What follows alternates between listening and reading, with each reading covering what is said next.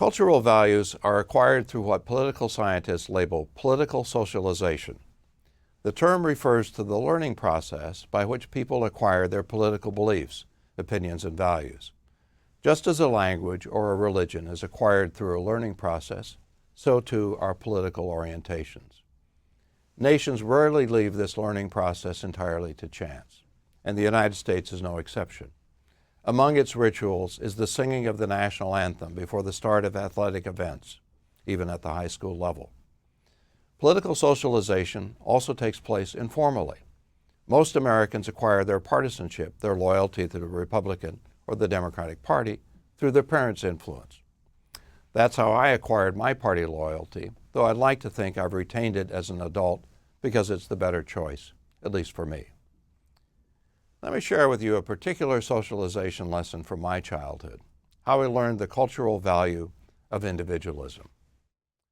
I grew up in a small Minnesota town, 1,000 people, in the middle of farmland. It was the 4th of July. I was about 10 years old, and my friend Denny and I had some firecrackers, including some that exploded underwater. It had rained the night before, and we were in the town's park, where we tossed a couple of those firecrackers into puddles, just to see the water fly. Then we got the bright idea that there was something in the park that held more water than a puddle. We opened the door to the public toilet, popped the lid, dropped in a firecracker, and quickly shut the door. A moment later, there was a loud bang, and water came pouring out from under the door. And the water kept coming and kept coming. We looked in. The toilet was in pieces. Well, we jumped on our bikes and pedaled out of there as fast as our little legs would go. We got caught anyway. It's hard to get away with much in a small town.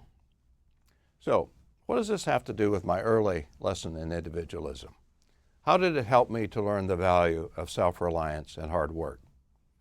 Well, I spent the next few months knocking on people's doors, asking them whether they'd pay me to mow their lawn or rake their leaves. I needed to raise $30 to pay the town for my share of the damages.